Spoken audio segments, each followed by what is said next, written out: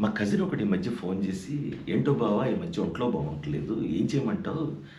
ఎవరి దగ్గరికెళ్ళమంటావు? General practitioner దగ్గరికెళ్ళమంటావా? డైరెక్ట్‌గా specialist దగ్గరికెళ్ళిపోనా?" అన్నాడు. అంటే నేను ఏం లేదు జనరల్ ప్రాక్టీషనర్ అయితే నిన్ను చూసి నిన్ను టెస్ట్ చేసి బీపీలు, షుగర్లు వగైరా వగైరా చూసి అసలు నీకు దేనివల్లొచ్చింది అని ఆలోచిస్తాడు. ఆలోచించి ఒకవేళ అవసరమైతే ఆ కన్సర్న్డ్ స్పెషలిస్ట్ దగ్గరికి తనే కాగితం రాసి పంపిస్తాడు. అదే నువ్వు డైరెక్ట్‌గా స్పెషలిస్ట్ దగ్గరికెళ్ళావనుకో, ఆయన తను స్పెషలైజేషన్ చేసిన సబ్జెక్ట్‌లో ఏదో ఒక జబ్బుని నీలో వెతుక్కొని దానికి ట్రీట్మెంట్ ఇస్తాడు. నువ్వే ఆలోచించుకో. నాకైతే ముందు నువ్వు జనరల్ ప్రాక్టీషనర్ దగ్గరికెళ్ళి ఆయన ఒపీనియన్ తీసుకొని, ఆయన ఏదైనా స్పెషలిస్ట్‌కి రిఫర్ చేస్తే, ఆ కాగితం పట్టుకొని ఆ స్పెషలిస్ట్ దగ్గరికెళ్తే బెటరు.